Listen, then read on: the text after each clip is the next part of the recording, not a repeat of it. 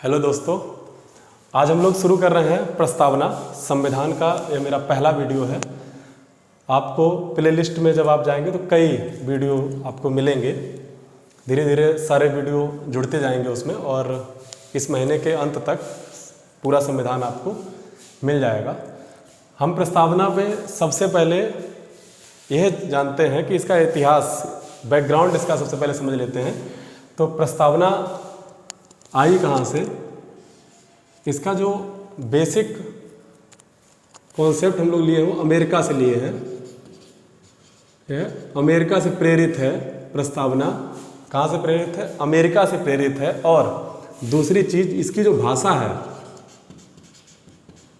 वो हम लोग ऑस्ट्रेलिया से लिए हैं।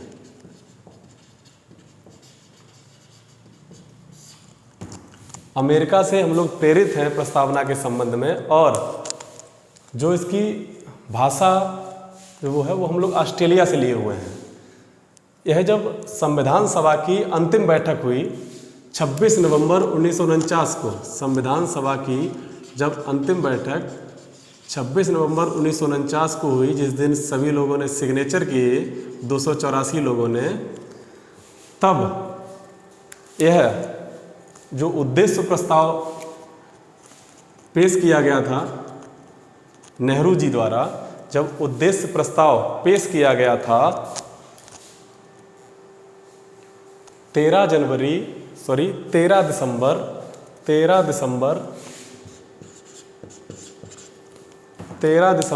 1946 को, 13 दिसंबर 1946 को जब बैठक हुई थी, तब जो है नेहरू जी ने उद्देश्य प्रस्ताव पेश किया था।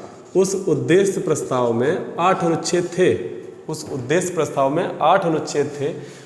उसी को जब 22 जनवरी को प्रस्ताव, उद्देश्य प्रस्ताव को जब पास कर दिया गया 22 जनवरी को, उसी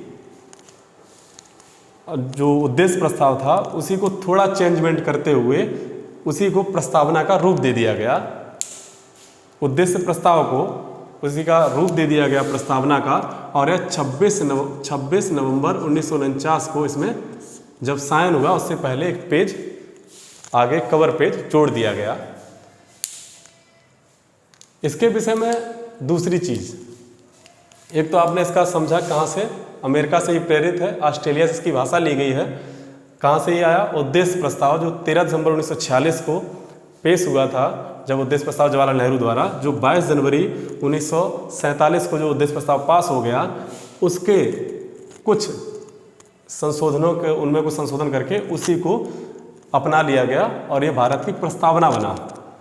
पहली बैठक हुई 9 दिसंबर 1946 को, पहली बैठक हुई 9 दिसंबर 1946 को, और दूसरी बैठक हुई 11 को, और तीसरी 13 दिसंबर को। 9 तारीख को आपको याद रखना है सिर्फ, क्या हुआ था, डॉक्टर सच्चिदानंद सिन्हा जो थे वो पहले अध्यक्ष बनाए गए थे, अस्थायी अध्यक्ष बनाए गए थे 9 दिसंबर को डॉक्टर सच्चिदानंद सिन्हा। फिर जब 11 दिसंबर को जो बैठक हुई दूसरी, उसमें जो है डॉक्टर राजेंद्र प्रसाद को अध्यक्ष बनाया गया और 2 उपाध्यक्ष बने थे उसमें। एक थे हरीशचंद्र मुखर्जी, SC मुखर्जी, और दूसरे उपाध्यक्ष बनाए गए थे BT कृष्णमाचारी। एक अध्यक्ष डॉक्टर राजेंद्र प्रसाद और 2 उपाध्यक्ष, एक SC मुखर्जी और BT कृष्णमाचारी। और 13 तारीख को पेश हुआ था उद्देश्य प्रस्ताव। इसके बैकग्राउंड को हमने समझा कहाँ से आई, इसको हमने समझा प्रस्तावना को संविधान की आत्मा कहा जाता है। प्रस्तावना को संविधान की आत्मा कहा जाता है। अगर क्वेश्चन आता है कि BR अम्बेडकर ने संविधान की आत्मा किसे माना, तो अनुच्छेद 32 संवैधानिक उपचारों का अधिकार, लेकिन वैसे अगर कहा जाएगा तो ये प्रस्तावना है। इसको, प्रस्तावना को संविधान की कुंजी कहा जाता है, की ऑफ कॉन्स्टिट्यूशन कहा जाता है प्रस्तावना को। ये कहा था हृदयनाथ कुंजरू ने, प्रस्तावना की कुंजी। इसको ही, प्रस्तावना को ही आइडेंटिटी कार्ड कहा जाता है, आइडेंटिटी कार्ड, परिचय पत्र। ये किसने कहा था? प्रस्तावना को परिचय पत्र, संविधान का परिचय पत्र कहा था N.A. पालकीवाला ने, जो बहुत बड़े संवैधानिक सलाहकार, भारत के महान्यायवादी भी बाद में बने 1970 में, जब जनता पार्टी की सरकार बनी तो उन्होंने बनाया महान्यायवादी भी। उससे पहले जितने भी आपने केस जो महत्वपूर्ण, जैसे बेरुवाड़ी केस हुआ, या आपने जैसे गोलकनाथ का केस सुना, और आपने केशवानंद का जो केस है, ये सब एन ए पालकीवाला ने ही सरकार के खिलाफ लड़े थे। इन्होंने प्रस्तावना को आइडेंटिटी कार्ड कहा। इसके बाद हम लोग समझते हैं जो इसके शब्द दिए हैं कि हम भारत के लोग भारत को एक संपूर्ण प्रभुत्व संपन्न समाजवादी पंथ निरपेक्ष लोकतांत्रिक गणराज्य बनाने के लिए भारत के समस्त नागरिकों को सामाजिक, आर्थिक और राजनीतिक न्याय, प्रतिष्ठा एवं अवसर की समानता, व्यक्ति गरिमा एवं एकता, अखंडता, ऐसे सब शब्द जो दिया रखा है, इनके कुछ शब्द पूछे जाते हैं। इनका सबसे पहले हम अर्थ जान लेते हैं हम लोग। सबसे पहला जो शब्दांश है उसका नाम है हम भारत के लोग। हम भारत के लोग से मतलब है कि जो जनता, जो शक्ति है इस संविधान में, वो भारत की जनता में है इसकी शक्ति। यह कहाँ से लिया गया है? तो संयुक्त राष्ट्र संघ का जो चार्टर बना 1945 में, जब संयुक्त राष्ट्र संघ बना, तब उसमें भाषा लिखी थी कि हम संयुक्त राष्ट्र संघ के लोग। ये वहाँ से प्रेरित है, हम भारत के लोग। इसके बाद है शब्द संपूर्ण प्रभुत्व संपन्न। संपूर्ण प्रभुत्व संपन्न का मतलब होता है कि हम अपने निर्णय लेने के लिए, देश के संबंध में आंतरिक निर्णय हो चाहे बाहरी निर्णय हो, हम लोग स्वतंत्र हैं अपना निर्णय लेने के लिए। ये हुआ संपूर्ण प्रभुत्व संपन्न का मतलब। समाजवादी, पंथ निरपेक्ष और अखंडता, ये तीन शब्द 76वें संविधान संशोधन द्वारा 1942 में जोड़े गए। समाजवादी, पंथ निरपेक्ष और अखंडता शब्द यानी कि संविधान संशोधन द्वारा ये जोड़े गए। समाजवादी का अर्थ है, मूल में ये नहीं थे, मूल संविधान में समाजवादी, पंथ निरपेक्ष और अखंडता शब्द मूल संविधान में नहीं थे। इसको 42वें संविधान संशोधन द्वारा 1976 में, 42वें संविधान संशोधन द्वारा 1976 में जोड़ा गया। समाजवादी शब्द का अर्थ होता है कि जो भी भारत में उत्पादन के लिए महत्वपूर्ण होगा उस पर अधिकार सरकार का होगा। जो भी उत्पादन की चीज़ होगी या जो भी महत्वपूर्ण चीज़ होगी उस पर सरकार का अधिकार होगा। लेकिन भारत ने मिश्रित अर्थव्यवस्था को अपनाया, इसलिए यहाँ पर प्राइवेट और सरकार, प्राइवेट कंपनियों का भी और सरकार का, दोनों लोगों का प्रभुत्व है समाजवादी में। अब पंथ निरपेक्ष का अर्थ है कि भारत जो है किसी भी धर्म को, एक धर्म को नहीं मानता, सभी धर्मों को बराबर आदर देगा। आप जो भी राज्य देखेंगे वो तीन ही प्रकार के हो सकते हैं। या वो हो सकता है नास्तिक देश, या वो देश होगा नास्तिक, या फिर होगा धर्म निरपेक्ष, या फिर होगा धर्म विशेष में, जैसे पाकिस्तान देश हुआ, ये धार्मिक देश होगा। तो तीन ही प्रकार के नास्तिक देश होगा। शायद ही विश्व में एक कोई देश हो नास्तिक हो, जो, क्योंकि इंसान की प्रवृत्ति ही नहीं है नास्तिक हो पाना, कुछ समय के लिए हो जाए। जैसे एक फिल्म का डायलॉग भी है कि अफीम ऐसा नशा है, धर्म अफीम की तरह नशा है, तो वही नशा मानी। तो नास्तिक शायद ही कोई देश हो वर्तमान में। और धर्मनिरपेक्ष कई देश हैं जो दिखाने का प्रयास करते हैं धर्मनिरपेक्ष, लेकिन कहीं ना कहीं उसमें आवरण धार्मिक का आ ही जाता है जब बहुसंख्यक जिसमें होते हैं। और धार्मिक देश तीसरे प्रकार के, जैसे पाकिस्तान हुआ, बांग्लादेश हुआ, ऐसे कई देश हैं जो धार्मिक देश हैं। जैसे इजराइल हुआ, यहूदी देश को मानता है, यहूदी को मानता है। धर्मनिरपेक्ष जो पंथ निरपेक्ष है, पंथ निरपेक्ष शब्द का अर्थ है कि सभी धर्मों को तटस्थ भाव से देखेगा, या यह कह सकते हैं कि सभी धर्मों का हम लोग आदर करेंगे। इसकी व्याख्या सुप्रीम कोर्ट ने की थी। सरकार जो है सिर्फ कानून बनाती है, उसको व्याख्या करने का, कानून व्याख्या करने का काम न्यायपालिका का है। न्यायपालिका ने एसआर बम्बई केस में पंथ निरपेक्ष की परिभाषा दी थी, जो आज भी वही परिभाषा आज भी मानी जाती है। फिर एक शब्द आता है गणराज्य। इसमें गणराज्य का अर्थ होता है कि भारत का जो राष्ट्राध्यक्ष होगा वह वंशानुगत पद नहीं होगा उसका पद, बल्कि जनता द्वारा चुना जाएगा। इसमें आपको दो शब्द याद रखने हैं। गणराज्य शब्द का अर्थ आपको हमने बताया अभी कि जो भारत का राष्ट्राध्यक्ष होगा वो जनता द्वारा चुना जाएगा, ना कि वंशानुगत पद होगा। यह गणराज्य का अर्थ है। एक शब्द इसी में और आपको सीखना है, डोमिनियन। जैसे भारत स्वतंत्रता अधिनियम जब आया था तो कैबिनेट मिशन के तहत जब देश चल रहा था तो उसमें डोमिनियन स्टेट की बात की थी। भारत और पाकिस्तान 2 डोमिनियन स्टेट हो जाएंगे। डोमिनियन का अर्थ होता है, जो उन्होंने बताया ब्रिटेन द्वारा, कि जो हमारा राष्ट्र, जो आपका राष्ट्राध्यक्ष होगा, भारत का जो राष्ट्राध्यक्ष होगा, वो इंग्लैंड के महाराजा को आप रखेंगे, ना कि आपका राष्ट्रपति होगा। जैसे इंग्लैंड में आज भी जो राष्ट्राध्यक्ष का पद है वो ब्रिटेन के महाराजा या महारानी उनके पास है, प्रधानमंत्री चुने जाते हैं। तो डोमिनियन का अर्थ होता है कि उन्होंने बताया कि हमारे यहाँ अधिराज्य का एक होता है अधिराज्य, डोमिनियन का ज़्यादा बहुत पास का अर्थ है। तो डोमिनियन का अर्थ होता है कि जो राष्ट्राध्यक्ष है वो आप ब्रिटेन के महाराजा को मान लीजिए और यहाँ आप प्रधानमंत्री बनकर अपनी मंत्रिमंडल के हिसाब से आप देश चलाइए। ब्रिटेन ने दुनिया को लोकतंत्र सिखाया, ऐसा वो अक्सर बोलते हैं, लेकिन वो आज भी राजशाही तंत्र ढो रहे हैं। अगर वो सबको लोकतंत्र ही सिखा रहे हो तो अपने यहाँ भी राष्ट्राध्यक्ष दूसरा बना लिए, तो वो उनके यहाँ राजशाही चल रही है। आज भी राजा का चुनाव है, राजा जो बन जाता है वही राष्ट्राध्यक्ष है वहाँ। तो डोमिनियन का अर्थ आपने समझा कि डोमिनियन का अर्थ था उनके आधार पर, ब्रिटेन के आधार पर, कि आप राष्ट्राध्यक्ष का चुनाव नहीं करिए, हमारे ब्रिटेन के महाराजा को राजा मान लीजिए और जो प्रधानमंत्री, जो मंत्रिपरिषद बनेगी, उनको जो है जो भेजेंगे वो साइन करके वहाँ से भेज देंगे और वो चलता रहेगा। जैसे जो अपने यहाँ अभी राष्ट्रपति के साइन के बाद कानून बन जाता है, वैसे ही राजा के साइन के बाद बनता। लेकिन नेहरू जी ने वो मना कर दिया कि हम राष्ट्रमंडल के सदस्य तो हैं, हम इनकार नहीं करते, लेकिन हम ब्रिटेन के महाराजा को राजा नहीं मान सकते, हम अपना स्वयं का संपूर्ण प्रभुत्व संपन्न देश ही बनाएंगे। क्योंकि संपूर्ण प्रभुत्व संपन्न का ये भी एक दूसरा अर्थ ये भी है कि अपना संविधान हम स्वयं तभी बना सकते हैं जब हम स्वयं में संपूर्ण प्रभुत्व संपन्न होंगे। अगर हम डोमिनियन होते तो क्या हम संविधान अपना बनाया हुआ लागू कर पाते? क्योंकि राष्ट्राध्यक्ष वहाँ का होगा तो वहाँ के जो कानून होते वो भी हमको लागू करने पड़ते। इसलिए संपूर्ण प्रभुत्व संपन्न देश ही अपना स्वयं का संविधान बनाता है और स्वयं का संविधान लागू अपने उसी आधार पर देश चलता है। हालांकि आज तक 400 सालों के इतिहास में ब्रिटेन में राजा ने जो भी उनकी संसद ने पारित कर दिया उसको विधेयक को लौटाया नहीं है। आज तक कोई मतभेद नहीं हुआ संसद और राजा के बीच में आज तक।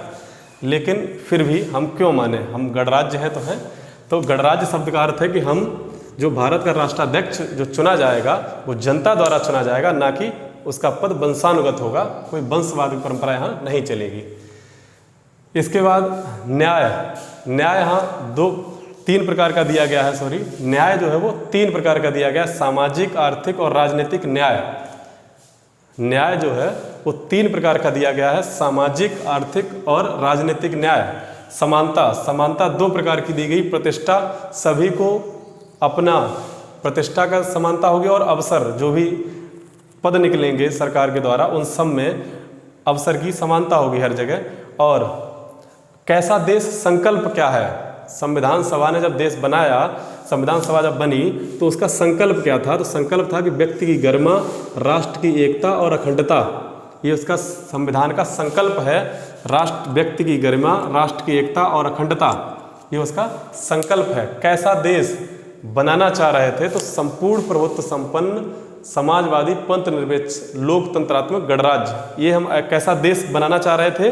संपूर्ण प्रभुत्व संपन्न, समाजवादी, पंथ निरपेक्ष, लोकतांत्रिक गणराज्य, ये हमारी अवधारणा थी। लेकिन हम उनको देंगे क्या भारतवासियों को? तो राष्ट्र की, व्यक्ति की गरिमा देंगे, कोई भी व्यक्ति प्रताड़ित नहीं होगा, राष्ट्र की एकता बनी रहे और उसकी अखंडता हमेशा बनी रहे, ये हम संकल्प लेते हैं।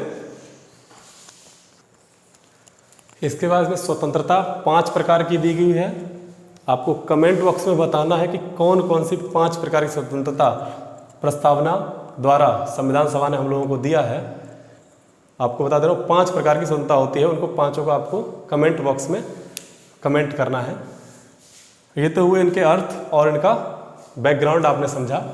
एक इस पर जब संविधान सभा बन के तैयार हुई, इसकी जब पूरा संविधान लागू होने लगा, जब लागू हो गया तब ये प्रस्तावना पर जिक्र होना शुरू हुआ, इस पर विवाद होना शुरू हुआ कि क्या प्रस्तावना संविधान का भाग है या नहीं, एक क्वेश्चन। दूसरा, क्या इसमें प्रस्तावना में संशोधन किया जा सकता है? इसके बाद तीसरा क्वेश्चन बना, इसी पर विवाद उठा कि क्या यह परिवर्तनीय है। इसी पे एक और क्वेश्चन उठा, क्या इसके द्वारा रद्द किया जा सकता है कोई भी जो प्रावधान भारत के संविधान में दिए गए हैं प्रस्तावना के आधार पर, क्या रद्द किया जा सकता है? इसका विधिक स्वरूप कैसा है, इस पर भी विवाद उठा। क्या इसको न्यायालय द्वारा लागू कराया जा सकता है? ऐसे प्रश्न जब बढ़े, क्या यह न्याय योग्य है? क्या इसके आधार पर पूरा का पूरा फैसला दिया जा सकता है न्यायालय द्वारा? ये सारे जब क्वेश्चन उठे तब ये विक्रिया, तब लोग न्यायालय में इसके लिए कई केस हुए। सबसे पहले हम लोग देख लेते हैं क्या संविधान प्रस्तावना जो है संविधान का भाग है कि नहीं। सबसे पहले इन सभी क्वेश्चनों को धीरे धीरे समझ लेते हैं। लास्ट वीडियो तक होते होते आपको सारे क्वेश्चन के जवाब मिल जाएंगे।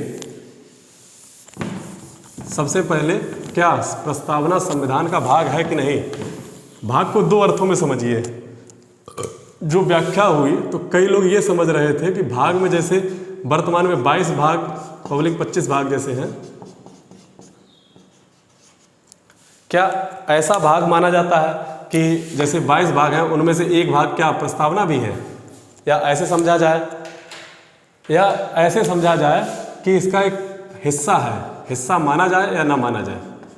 जैसे इसमें चैप्टर की तरीके से किताब में होते हैं वैसे ही संविधान में भी है।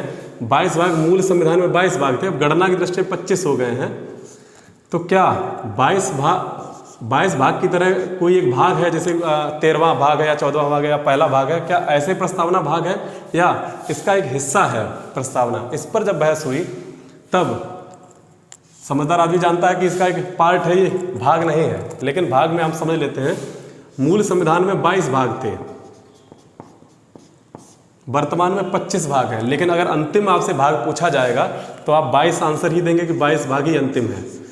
कैसे 25 हुए उसको देख लीजिए। सबसे पहले 7वां भाग और 9वां भाग ये खत्म कर दिए गए थे। 7वां संविधान संशोधन जब आया था तब 7वां भाग और 9वां भाग खत्म कर दिया गया था। 9वां भाग दोबारा फिर जुड़ गया।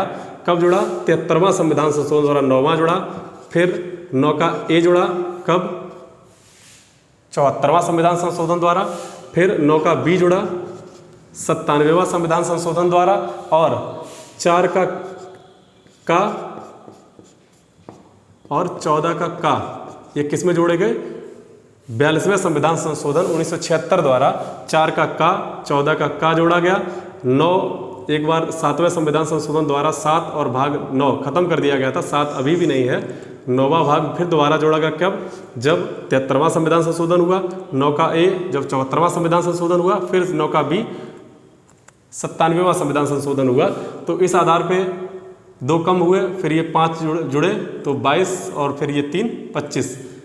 ठीक, 25 भाग है वर्तमान में गणना की दृष्टि से, लेकिन अंतिम भाग आज भी 22 ही है। ठीक, इतनी बात आपने समझी। लेकिन ऐसा नहीं है कि इसमें कोई भाग है, ये इसका हिस्सा है। एक जैसे जब हिस्सा पे बात क्यों आई, इस पे बहस क्यों हुई? वो बहस इसलिए हुई जब भारत और पाकिस्तान बटा, जो सीरियल रेडक्लिफ आए थे, सीरियल रेडक्लिफ ने मात्र 2 घंटे में भारत जैसे बड़े देश को, क्षेत्रफल में 7वें नंबर पे आता, उसको मात्र 2 घंटे में उनकी भारत और पाकिस्तान की सीमा विभाजित कर दी। मात्र 2 घंटे में, बिना सोच, बिना उसको वहाँ पे भौतिक उसका सत्यापन किए बिना, बिना उसको देखे बिना, वहाँ तक गए बिना, और उसको मैप से ही पूरा भारत विभाजन कर दिए। जैसे जब भारत विभाजन हो गया, दिक्कत तो बाद में इम्प्लीमेंटेशन में आती है। जब हम लोग इसको शुरू किए, जैसे बांग्लादेश की तरफ ऐसे ऐसे करके सीमा थी, छोटे छोटे हिस्से में ऐसे करके सीमा थी। जब यह सीमा, जब भारत को, जब यहाँ सीमा, अगर भारत नीचे है इंडिया और इधर है, उस समय तो पाकिस्तान था, वर्तमान में बांग्लादेश है, तो पूर्वी पाकिस्तान की तरफ ये ज़्यादा हिस्सा था। तो क्या हुआ कि हमको अगर जब सीमा की सुरक्षा करनी पड़ेगी तो हम लोग यहाँ से लेकर और यहाँ तक पूरी सीमा में जगह जगह पॉइंट बनाने पड़ेंगे, और वो व्यक्ति यहाँ तक रहना भी है उसको यहाँ तक, और ये आधे देश तक भारत के बहुत बड़े हिस्से में कवर कर रहा था। तब ये बात का जिक्र हुआ कि क्यों ना जो है एक सीधी रेखा के हिसाब से कर लिया जाए, जिससे आपको भी दिक्कत ना हो और हमें भी दिक्कत ना हो।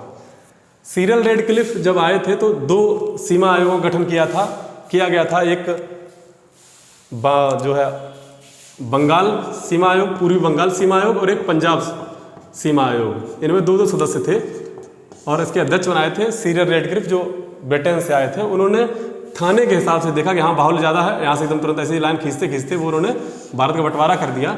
भारत का बंटवारा इस तरफ भी, पाकिस्तान की तरफ भी विवादित है, और बांग्लादेश की तरफ जब पूरी पाकिस्तान की तरफ हुआ, यहाँ भी विवाद का विषय बना रहा। इस प्रक्रिया को अभी मोदी सरकार द्वारा जो अभी 100वां संविधान संशोधन किया गया, 100वां संविधान संशोधन किया गया, उसमें जो है ये लाइन अब सीधी हो गई है। बांग्लादेश को हमने हिस्से सौंप दिए और उन्होंने हमको कुछ करके पूरे 100वां संविधान संशोधन द्वारा ये लाइन अब सीधी हो गई है। सबसे पहला जो मुद्दा उठा वो बेरवाड़ी पे उठा। बेरवाड़ी हम लोग जो हिस्सा दे रहे थे वो ज़्यादा था, थोड़ा ही ज़्यादा था, और बांग्लादेश जो उस समय तो पाकिस्तान था, तो पाकिस्तान से जो लोग हम हिस्सा ले रहे थे वो कम था।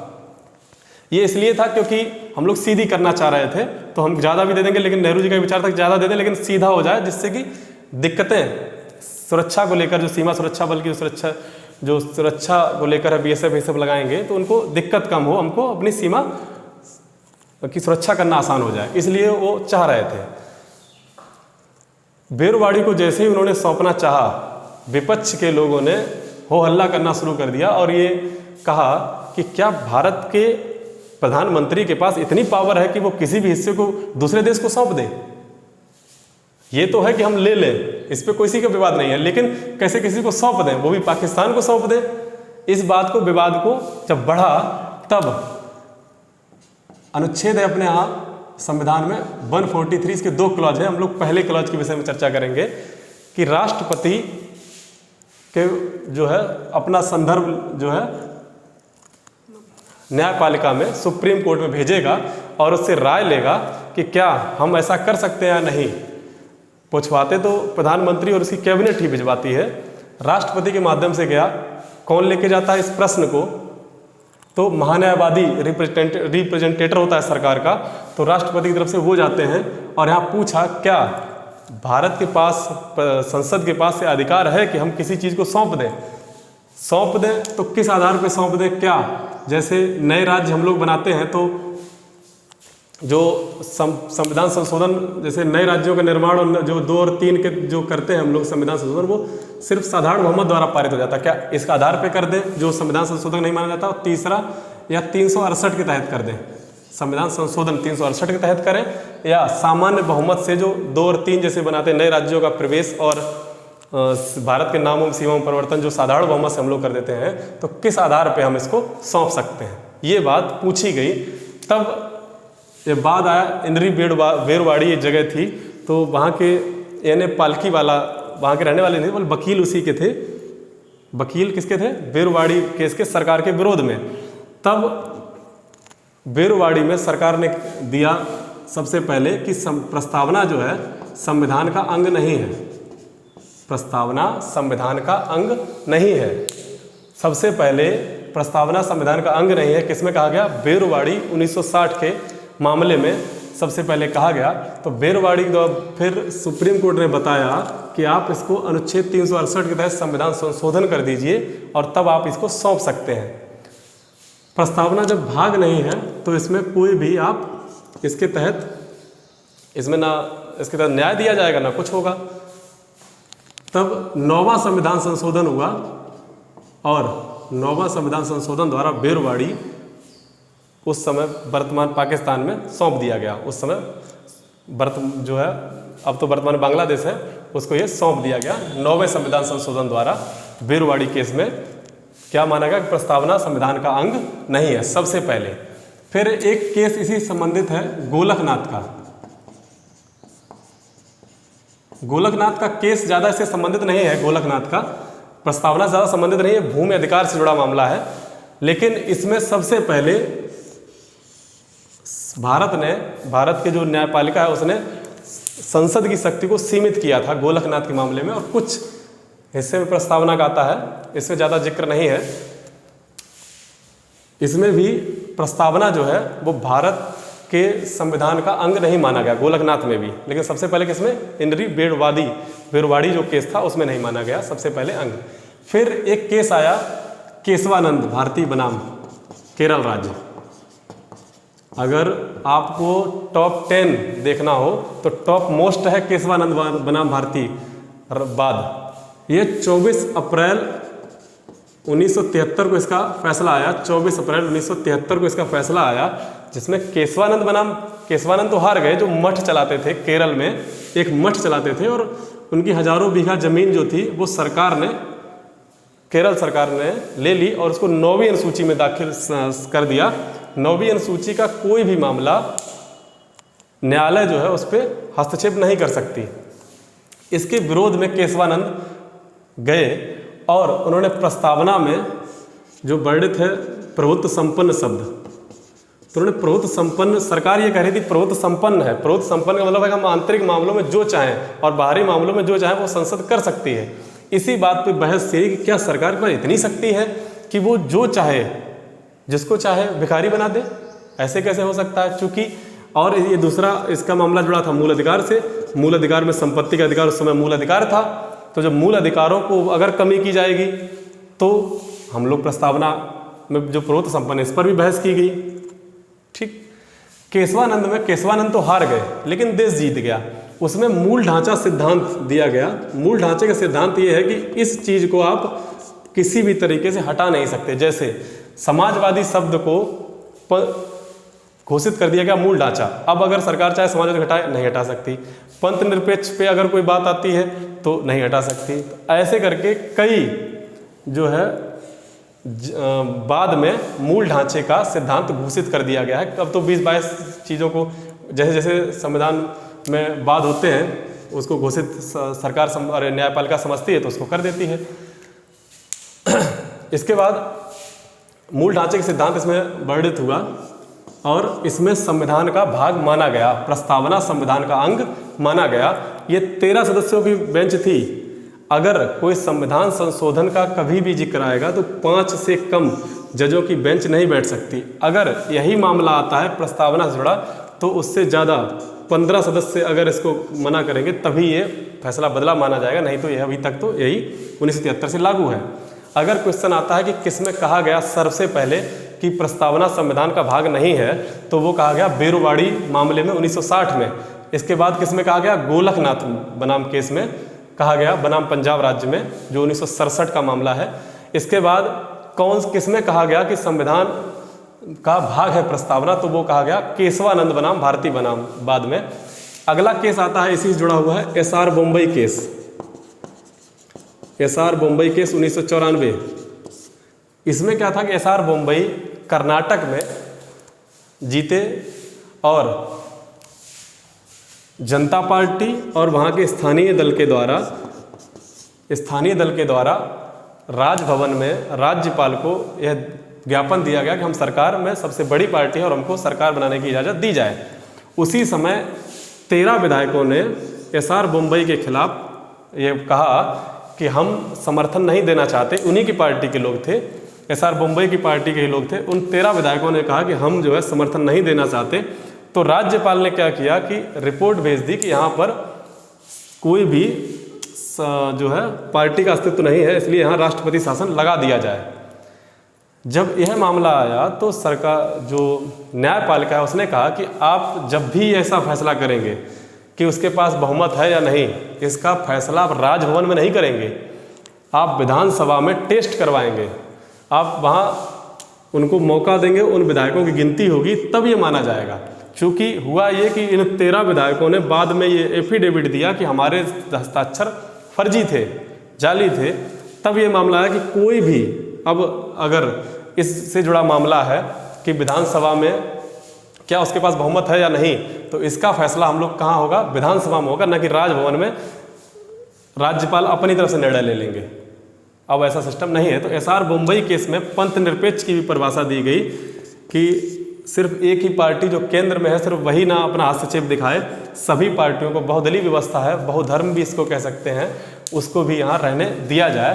तो एसआर बम्बई केस में इसका प्रस्तावना को भाग माना गया। प्रस्तावना को भाग एसआर बम्बई केस में भी माना गया है। अगर ऑप्शन में केशवानंद भारती बनाम केस नहीं आता है तो आप ऑप्शन में एसआर बम्बई केस डाल सकते हैं, जिसमें प्रस्तावना का जिक्र, प्रस्तावना को भाग माना गया है। एक केस और आपको याद रखना है, एलआईसी बनाम भारत संघ। इसमें प्रस्तावना को संविधान का अभिन्न अंग माना गया। एलआईसी बनाम भारत संघ केस में प्रस्तावना को संविधान का अभिन्न अंग माना गया। भाग पे चर्चा होगी, क्या इसका भाग है कि नहीं। भाग नहीं किस में कहा गया, बेरवाड़ी केस में सबसे पहले, इसके बाद फिर गोलकनाथ बनाम केस में कहा गया कि ये भाग नहीं है। लेकिन सबसे पहले किस में कहा गया कि ये भाग है, तो केशवानंद बनाम भारती केस में कहा गया कि प्रस्तावना संविधान का भाग है। और किस में कहा गया, SR मुंबई केस में, और कहा गया LIC बनाम भारत संघ में कहा गया कि प्रस्तावना संविधान का अभिन्न अंग है। इसके बाद क्या इसमें संशोधन किया जा सकता है, तो हाँ, इसमें संशोधन किया जा सकता है और एक बार संशोधन किया भी गया है, जिसमें समाजवादी, पंथ निरपेक्ष और ये शब्द जोड़े गए हैं। इसके बाद क्या यह परिवर्तनीय है, क्या न्यायालय द्वारा आप इसको परिवर्तित करा सकते हैं, तो नहीं, न्यायालय द्वारा इसको परिवर्तित नहीं करा सकते। दूसरा, क्या इसके द्वारा, प्रस्तावना के द्वारा किसी भी भारत के जो संविधान में वर्णित है प्रावधान, क्या उनको रद्द किया जा सकता है प्रस्तावना के आधार पे, तो नहीं किया जा सकता। प्रस्तावना के आधार पर किसी भी अन्य संविधान के किसी भी पार्ट को प्रस्तावना के आधार पर रद्द नहीं किया जा सकता। इसके बाद यही क्वेश्चन है, परिवर्तनीय का दूसरा शब्द है कि विधिक स्वरूप इसका कैसा है, तो यह लागू नहीं कराया जा सकता। यह क्या है, प्रस्तावना जो है न्यायपालिका ने जो परिभाषा दी उसमें ये बताया कि यह संविधान सभा के विचारों की जानने का एक कुंजी है, ठीक है। इसके बाद क्या ये वाद योग्य है प्रस्तावना, तो नहीं, वाद योग्य नहीं है। हाँ, अगर कोई मामला जैसे मूल अधिकार से जुड़ा हो, तब अगर आप प्रस्तावना को जोड़ते हैं तब यह वाद योग्य हो सकती है। अगर संविधान के किसी भाग को कोई संसद के नियम अगर किसी भाग को डिस्टर्ब करता है, तब आप प्रस्तावना के आधार पर अगर कोई बात कहते हैं, तब ये बात प्रस्तावना वाद योग्य हो सकती है, वैसे वाद योग्य नहीं है। क्या ये न्याय योग्य है, इसके आधार पर क्या फैसला दिया जा सकता है न्यायालय द्वारा, तो नहीं, प्रस्तावना जो है न्याय योग्य नहीं है। IAS प्री में अभी क्वेश्चन अभी यही आया था, पिछले 2020 में यही क्वेश्चन आया था, क्या प्रस्तावना न्याय योग्य है, तो प्रस्तावना न्याय योग्य नहीं है। अगर किसी भाग के साथ, संविधान के किसी भाग के साथ अगर प्रस्तावना को हम रखते हैं, तब यह इसके आधार पर न्याय दिया जा सकता है, वैसे अकेले प्रस्तावना न्याय योग्य नहीं है। इसमें प्रस्तावना के विषय में आपने समझा, सबसे पहले मैंने आपको भाग बताया, इसके केस बताए, और जो क्या इसमें भाग है कि नहीं ये सब बताया। अन्य कोई चीज़ ज़्यादा नहीं समझ में आती है, क्योंकि क्वेश्चन जो बनते हैं उन्हीं को सिर्फ पढ़िए। आपको ये हमारा वीडियो कैसा लगा एक बार कमेंट सेक्शन में ज़रूर बताएं। धन्यवाद।